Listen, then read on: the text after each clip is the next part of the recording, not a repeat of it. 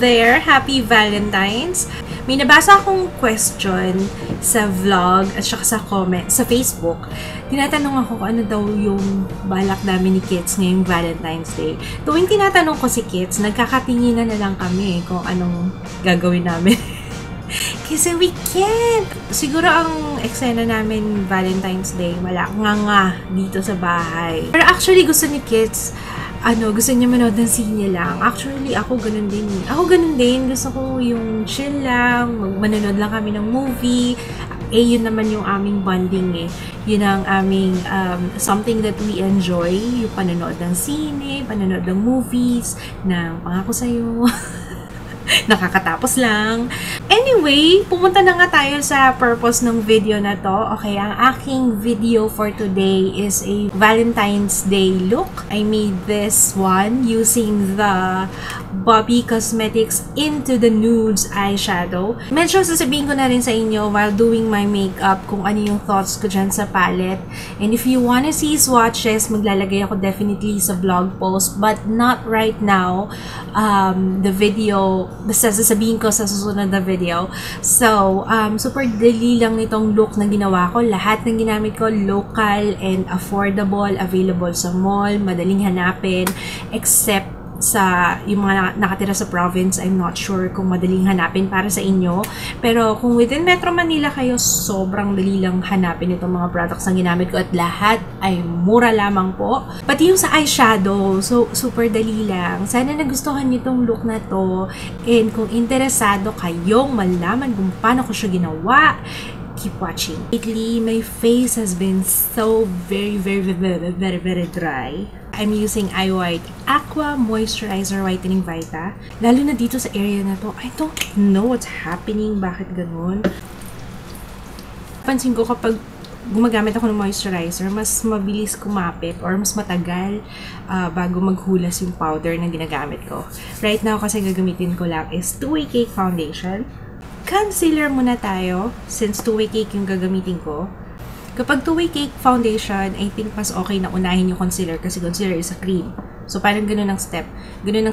Cream or liquid and then saka powder. I'm using itong Sansan HD Concealer in beige. Dito lang sa under eye area para lang matakpan yung nangingitim.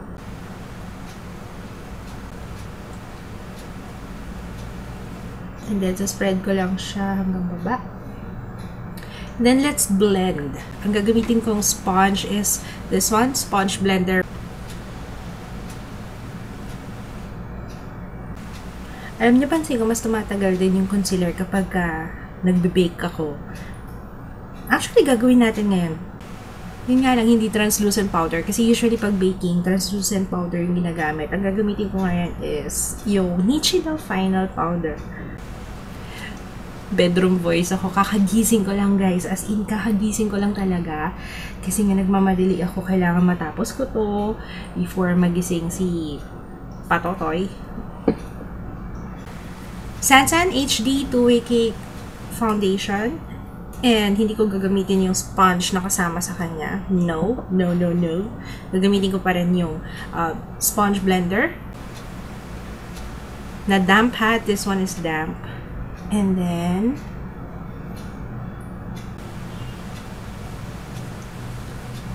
pat-pat lang sa face. Mas maganda yung coverage niya kapag pat-pat lang.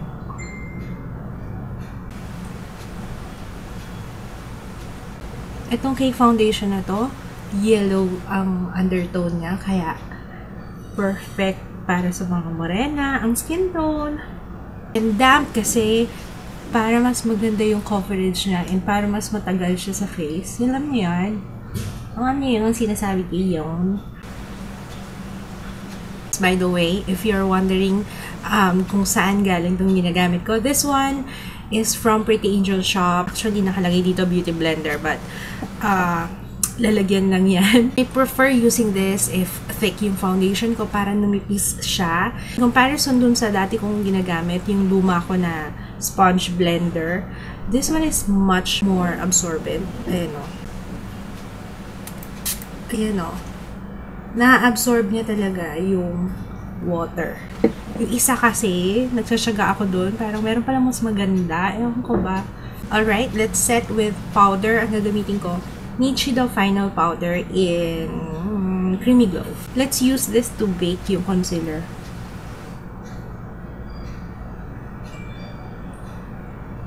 Hindi ko muna siya i-blend, okay? Mas okay nga to guys. Ang dami ko kasing daldal eh. Pero mas okay to kapag once na in-apply nyo yung concealer before siya mag-set. Saka nyo ilagyan kagad ng ganito. Saka nyo lagyan kagad ng ganito.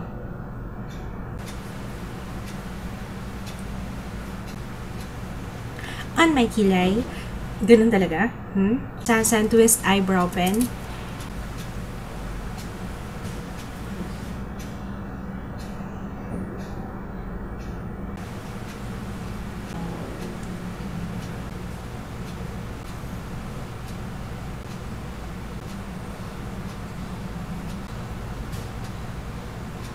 Blend na natin yung powder. I'll be using itong Bobbi Cosmetics Into the Nudes eyeshadow. And kahapon ko lang ito nakuha. 215 pesos lang to guys. Ang mura. Medyo nabitin ako sa pigment niya. So, gagawin natin, gamitan natin ng primer, eyelid primer yung eyes natin. And pigain natin yung pigment niyang eyeshadow na yan. Parang yung intensity na hinahanap ko. Ay, by the way, nagdadaldal ako. I'll be using itong e.l.f. Eyelid Primer, which I got from VA Cosmetics. 68 pesos lang, I believe. Alam ko wala pang 100 pesos. Super duper mura. Before we move on sa palette, let's contour. Sansan Deep Earth Brown sa crease.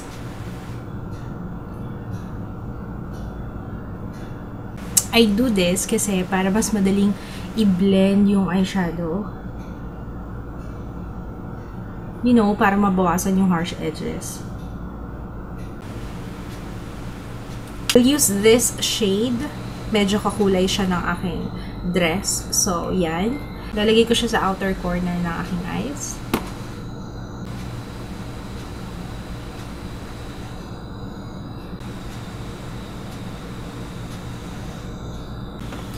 And then, medyo blend lang natin ng konti. Next is this shade. Lalagay natin siya dito sa outer corners. Outer corner. And then, ibe-blend din natin. Balikan na lang natin kasi medyo parang nabitin ako dun sa red. Mamaya, i-touch up natin yan.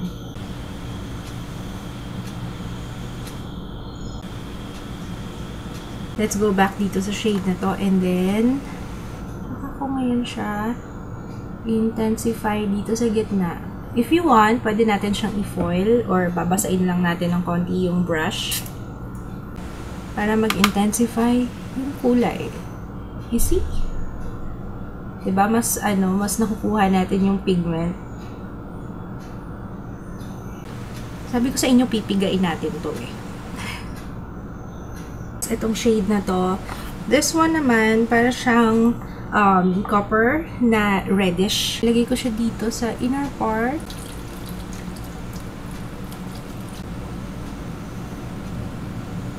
And babalik ulit ako doon sa brown na shimmer. And then, intensify yung outer corners. And then, yung darkest shade dito sa palette. Para halfway lang. Kalahati lang. Sansan Kohl Eyeliner in black.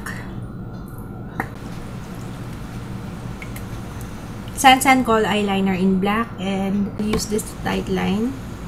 Tight line.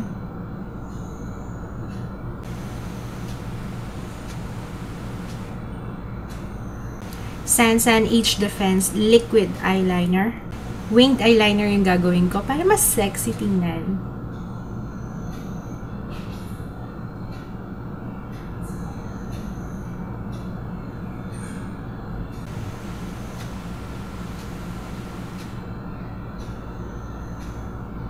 Mascara, let's use itong Maybelline Hyper Curl Mascara. It's on sale right now, 149 pesos lang siya. So, go, go, go na sa Maybelline counters. Wow, parang ano ah. And no, hindi ako binayaran ng Maybelline para sabihin yon. Gusto ko itong mascara na to kasi talagang nami-maintain niya yung curl ng lashes. Pag nakaganyan ako, parang na-imagine ko si Lola ni Dora. Babala.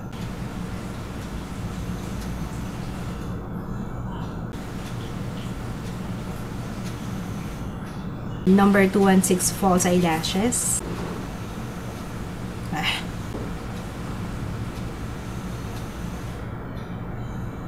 Retouch ko lang yung mascara para mag-blend yung real lashes ko sa false eyelashes.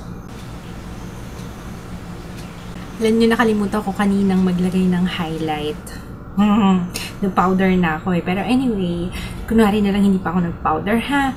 Dapat after ng application ng foundation, application ng concealer, saka highlight. Cream kasi yung gagamitin kong highlight eh. So, I'll be using itong Rusi's Vanity Pearl Foundation. Ito ginagamit ko siya as highlight, not as a foundation. Lalagay ko siya dito on top of my cheeks. Ito kasi, nandito yung mga large pores ko. Iiwasan ko yan kasi pag nalagyan yan ng highlight, hinighlight ko rin yung mga large pores. Yan lang para magmukhang glowy. Sponge.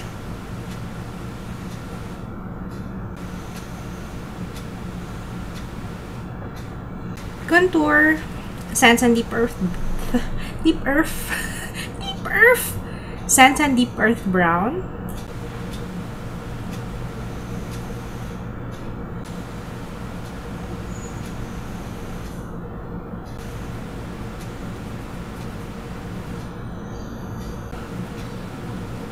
Wala ako sa hulog. Nakalimutan kong maglagay ng highlight dito sa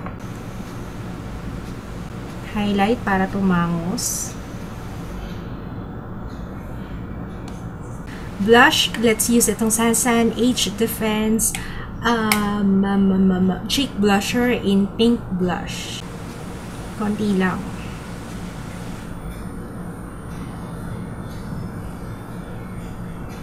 Lastly, for the lips, I'll be using itong City Color Be Matte Lipstick in Brick.